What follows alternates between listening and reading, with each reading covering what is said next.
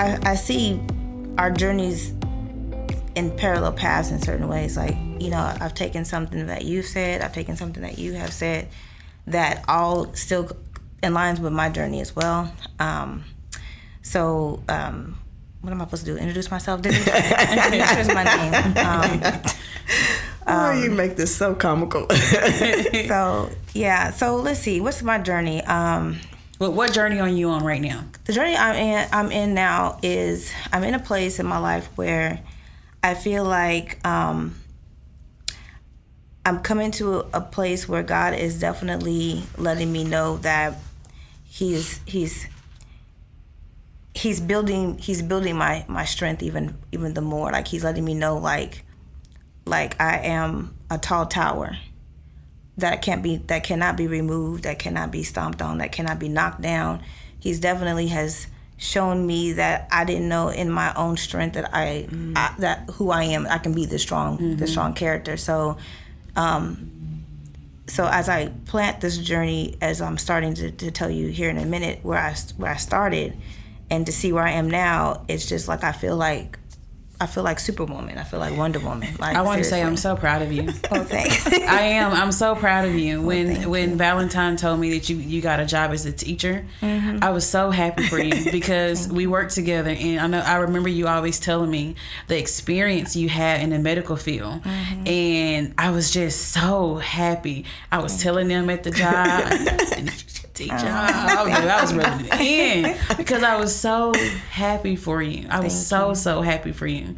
I'm proud of you. Thank you so much. I appreciate that.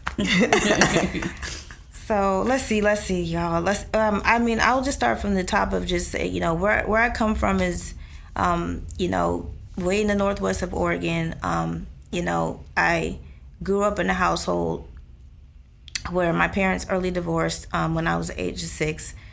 So I didn't get to have the picture of the family unit in my structure in my family. So I found myself at an early age that I felt for whatever reason that I had to be strong for whatever reason. I don't know why. I was a young girl that felt like it was not in me to cry a lot. I always wanted to show that I had this strong sense of, it wasn't like my mom instilled it in me or my dad. It was just more like I felt internally like I had this spirit that I had to be strong all the time.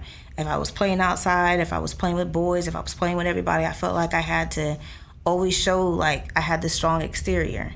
So to me, I immediately adopted that character in myself. I had 3 sisters, and my younger sister who's next to me, we were all 6 years apart, but my younger sister's 2 years younger than me.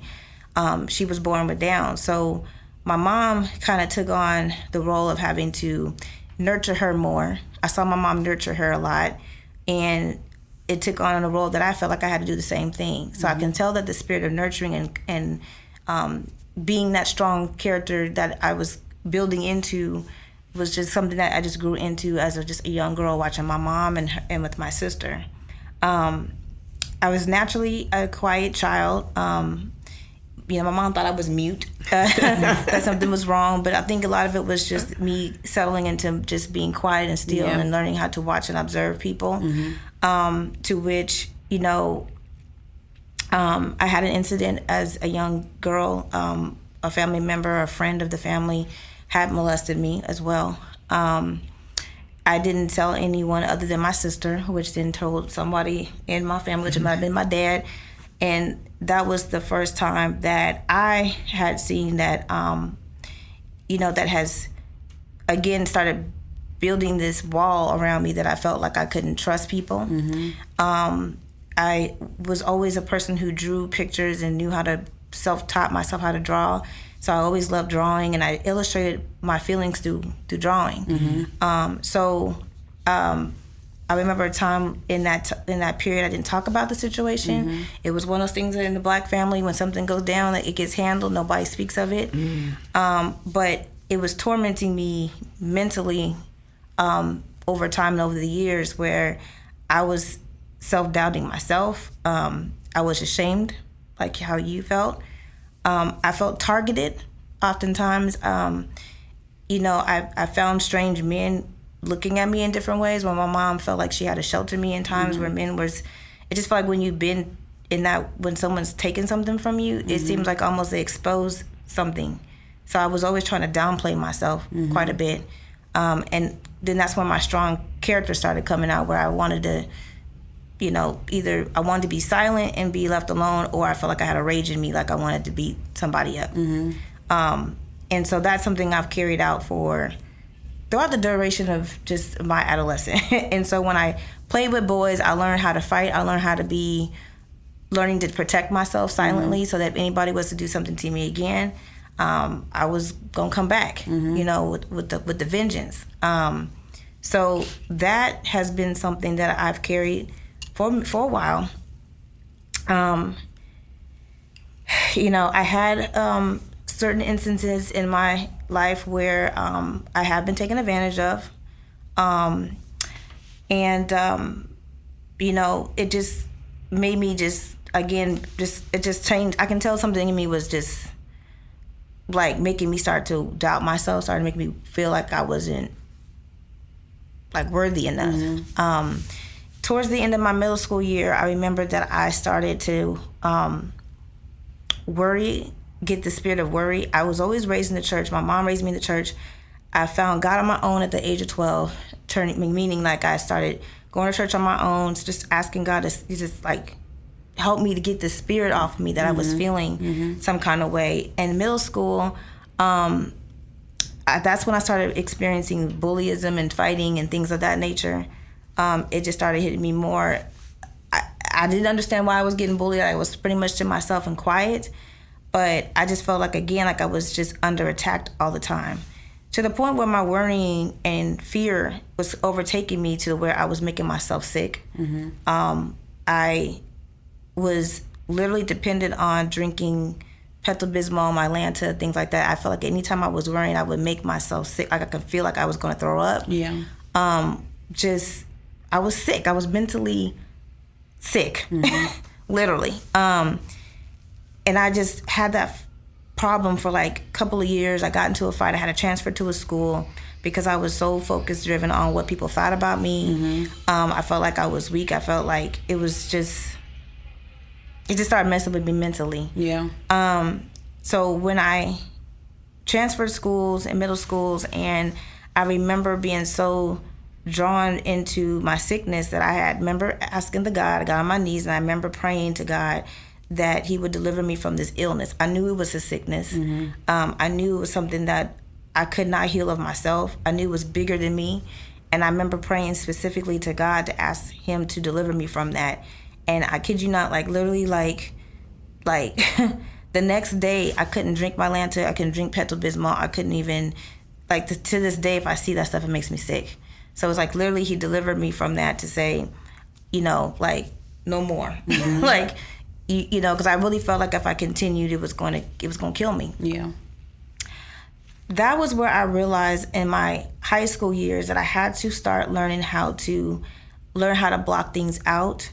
I had to learn how to self-will myself into who I am and what I was worth. Did the bullying stop? No. It got worse when I got in high school.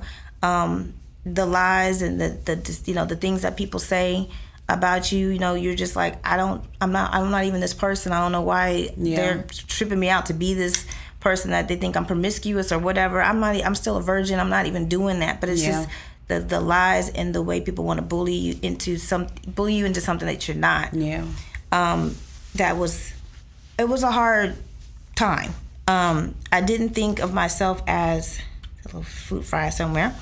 I didn't think of myself as attractive. In that time growing up, oftentimes, you was considered, if you were a dark-skinned female, you weren't considered to be attractive. So I wasn't seeing myself as that girl. I always kind of put myself in the back. So it was hard for me to learn how to go from someone who had been messed with, and I felt like I was this girl that's what men want. That's all they want to do is just do that. So I had learned over time to try to self-loathe myself by, again, building this strong tower. And over time, it just took certain periods of people to come in my life to tell me, like, who I was, what I was self-worth. My mom, had to really instill that in me, and I'm thanking God for my mom for that, because as she started pouring that into me, the more I started realizing that, you know, like I'm more than that. Yeah. You know, my dad was someone that was around, but my dad was a person that would say things in ways where he kind of was always, he would not give you compliments. I don't come from a complimentary family. It's either, you know, they think that, like you said, it's like you come from a generation where, you know, you hear sometimes, you know, like, oh, you're fast, or, you know, you know, you're doing things that you're just conjure up these things that you're just like, you're like, what are you talking about? I can't help how I'm shaped. I'm just who I am. But according to everybody else, I'm fast, I'm this, I'm that. And I'm like, I'm not even any of those things. Yeah. But, you know, but I remember my father being one that if he saw you dressed a certain way, and I'm thinking I'm trying to be cute or pretty or something, you know, instead of just saying, you know, I see you to be pretty, he would just find a flaw in you. It would just be like, oh, I see your stomach poking out, or I see that you're, you know, you look kind of fat in your arms, you know, you're just kind of like, okay, thanks, you know, like, how do I take that, you know? So it was a hard time to learn how to love yourself when you're thinking everybody around you is looking at you like, you ain't shit, basically, you know? So I had to learn how to self-love myself for a long time. It was hard to do because it wasn't the norm around me to say or feel that way for the longest time. And so even when I had boyfriends or whatever, I still was just in my head like, I don't think I'm good enough, this, that, and the third. So if you don't hear it from your own father, and then you're trying to seek out this world of, you know, what is defined as who I am, you're just kind of lost. Okay, so I had that for a little while, to where, which by the time I got into my 20s, and like I said, that's when I ended up having my son, son who's now 26. Had him at 19, turning 20. Before I even had him, I had a relationship with someone for a while, and I ended up getting pregnant, had an abortion. So I felt like when I had that abortion, I wanted to self-loathe that feeling. I felt guilty of doing that to which I felt empty, and to which that's kind of how I got basically pregnant like a year later, because I felt like I shouldn't have done that. And then I felt that I was lacking this maternal feeling, like I was supposed to be a mom. So I knew what I was doing. So definitely me and the dad definitely knew what we was doing, to where, you know, my son was born when I was 19, turning 20. When he was born, I mean, everything was fine. It was a great pregnancy. I learned after he was born that me and the father wasn't going to really make it. I just knew that early on. And I took on the role of knowing that I would more likely have to be a single mom fairly early. So I was okay with that task. When I was in the hospital and he was born, I got super sick. I thought I was going to die. Like, literally, I thought I was going to die. I had to be readmitted back into the hospital. But I remember when I was there, my mom was like, you better come back out of this hospital, because I'm not built for this no more. Like, I've had you girls, and I need you to be here to raise this boy. And I remember in the heat of my illness in the hospital, I thought that I was going to die, but I heard this voice that told me that that not knowing what the future held for me or my son, but I did feel this spirit tell me that I needed to be here. I wanted to be here for my son. I said out of my mouth that whatever my son has or whatever it's going to be, I'm okay with it. Why did I say that? I have no idea. It just came out of my mouth. So the next day following, I was healed from that. God delivered me. Like, he comes on the deliverances real quick. He on time. And I came out the hospital completely healed from being sick for 5 days. And within that first year of his first year of just being with me, I had no problems. Everything was good. Within that year, after he turned about a year and a half, I started noticing something changing in him. At that time, autism wasn't a thing. Nobody knew what autism. That wasn't even a word. It was just something wasn't right with him. And I just knew that something shut down in him. That I thought, something is not right. So at the time when I came out of medical school, I started working with a few doctors in which I reached out to and asked them if they would start, looking into some things and some testing for him. I was real adamant because they kept saying he's fine, he's a boy, ain't nothing wrong with him. But I was like, no, it's just something just telling me something's not right. Like, I was just like, you're going to have to figure this out. So thankfully, I had specialty doctors come in and they finally started, testing him. And then that's when they told me he had some type of, abnormal chromosome abnormality, to which I wasn't the carrier of it. I wondered that because my sister was Down syndrome. I was wondering if it was hereditary. Yeah. But it was not. But I didn't know what the future held in that. So when I heard you, Valentine, talk about that feeling when you first get that first diagnosis, that's the first thing you think of is like, what does their future hold? Right. What does this look like? You feel helpless as a mother. You feel helpless. You feel like you did something wrong. Then you start punishing yourself. Was it because I had abortion? It was because, so you start doing that stupid stuff. Yeah. And you're thinking like, I'm being punished. Yeah. Like that's what is happening. I'm being punished. Yeah. And so I remember getting in that car and I felt like if this is what death feels like, just hearing that diagnosis was like a death sentence. Yeah. And I remember just sitting there thinking like, I'm not going to have a normal child. I'm not going to know what that's like to, to have my own kid and grow him up to see him be a dad, a husband, a father, these things that you want to see them grow up to be, these things of the human person gets to figure out, a normal person gets to do. And I was mad at first. I cursed God out real quick. And then I had this for her to say, like you said before, like, you prayed this prayer. You said you can handle it. This is your time now to show me that you can do it. Like, you can curse at me today, but this is not going to change the dynamic. Now you just got to do what you said you was going to do. Yeah. Right? And it's like that was my first and that was my final cry that day. To which I realized that this was where the start of my journey as being an autistic mom was going to take place. Yeah.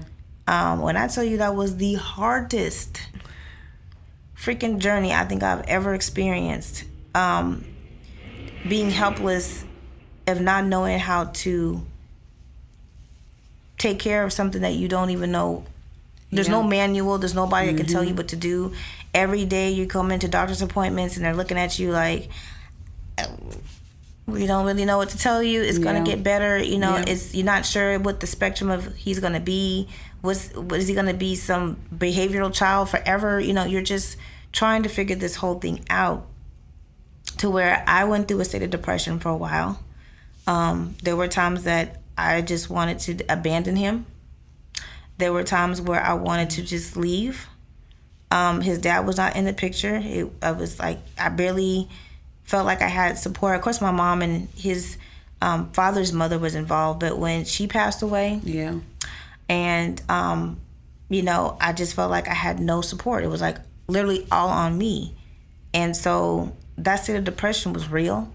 I felt like I did not want to wake up. Yeah. There were moments where I was just like, if I don't wake up today, I'm good. Like, I don't have to be here today.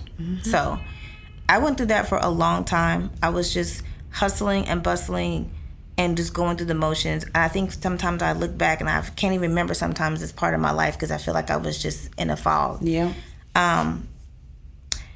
So that was hard, to which, again, I just went through that journey with him for a long period of time. I got married in between there.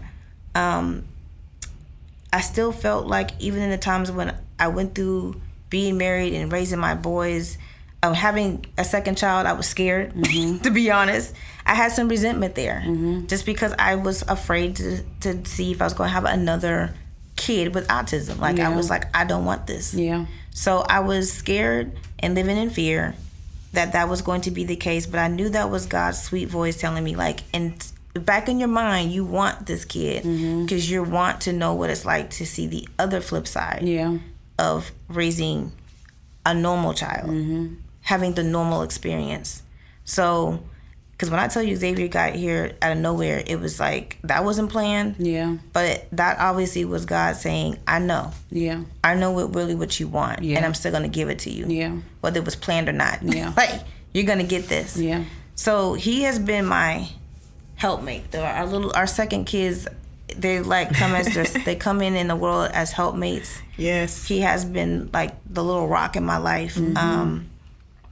And it makes me think of sometimes when my mom was raising my sister, I was that same way. For her? For her. Yeah. So it's natural for me to be a nurturer person. Yeah. It's just, that's how God designed me. And I can see now why God placed my kids in my life for that purpose. Because it's just natural to be a nurturer. Is it draining? Yes. Because what I'm finding in my journey is that as I pour so much into people and my kids, but I don't feel like no one's pouring into me. Yeah. So it's draining. You know, people I find throughout my journey that people leech to my energy. They love to be in my presence. They want to be around it. They're attracted to it, but it's like, it feels draining because it's like I don't get anything out of it. Yeah. It's more like, you know, you're the life of the party, but at the end of the day, I'm sitting here like I didn't get any fun out of it. Yeah. So that has been a hard journey for me growing into where I am today. To which this is where I started learning after a period of time.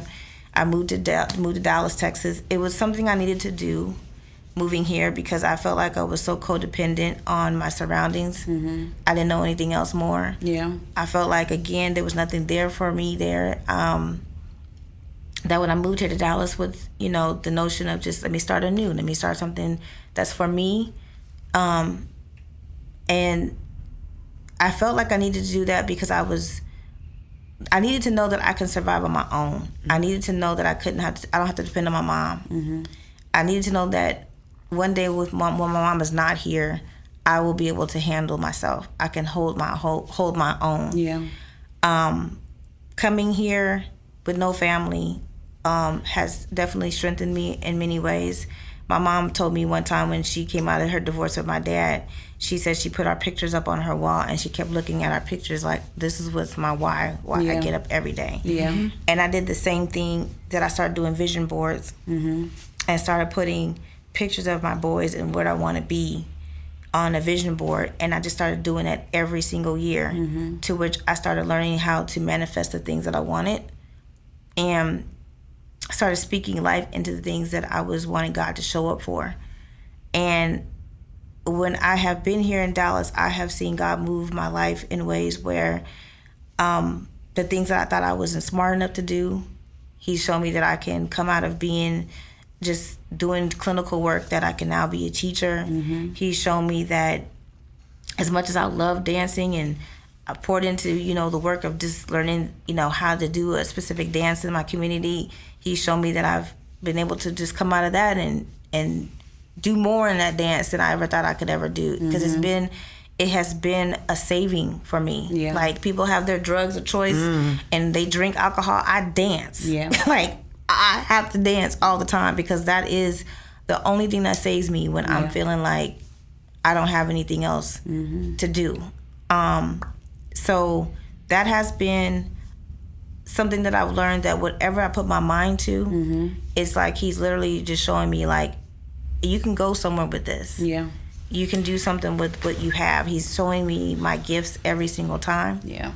And He's pouring it into my kids. I'm teaching them things, and I've seen my own sons whom, you know, like I said, with my child with autism, he's blossomed into a real mild, mellow child. If you would have seen how he was as a baby, I would have never thought it would be like this. Yeah. You know, so I'm just grateful that through the journey God has carried me throughout my life. And, you know, I've seen myself get stronger and stronger in the things that, even in all the trials that I've gone through, it's just like, when you feel like I can't go any lower, it's just like it can go low.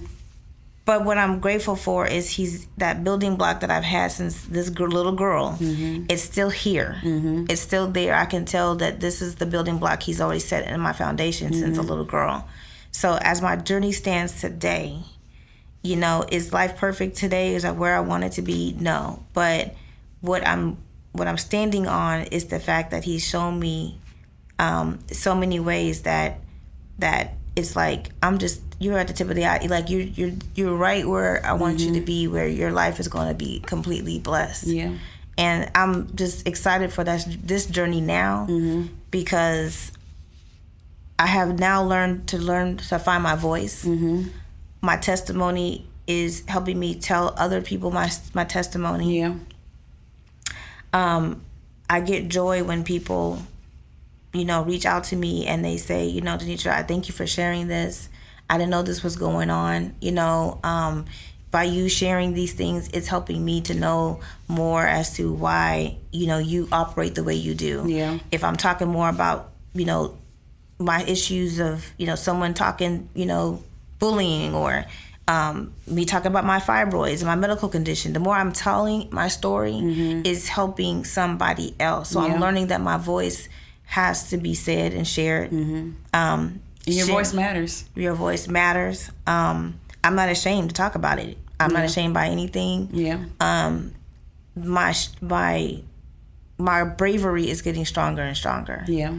And that is what I'm grateful for in terms of that. So, I don't know, y'all. I just feel like God is going to definitely bless me in a way that I'm just kind of like, I can't explain it. It just feels, it's like I'm almost excited, but I don't know what I'm excited for. But it's like, just be excited. But at the same time, it feels like he understands that in this journey that I've struggled in so many ways, it's just like he's saying, you're going to eventually get to exhale. Yeah. You will eventually get to exhale. Yeah. And you don't have to be strong all the time. Eventually, you'll be able to lay your burdens down with the kind of friends, family, partner that's going to allow you to be yourself. Yeah. And, you won't have to apologize for it. You're just going to be able to just be on the other side of the fence of knowing what it's like to be poured back into you, what you pour unto others. This is the end. So what will be our next? What are we be wanting to talk about next, ladies? I know that's going to be the next. I think relationships. You think so? Yeah, I don't know. I'm thinking relationships. Marriage, single life, dating. Yeah. No. No. No. I think so. I think it needs to be touched on. You think so? I think so. No. I think so. I don't know if I want to talk about that. I don't think I do either, Danitra. But We'll pray on it. We will. Talk about marriage. How about that? You can have the whole platform. And I'll just ask questions. I'll sit in the hot seat. Yeah, I think relationships are good. Talk about them. Okay. I think that'd be good. Thank you guys for sitting with us and listening. Please, as Stephanie said earlier, subscribe, like, dislike, comment, support. Let us know what you'd like to hear, what you don't want to hear.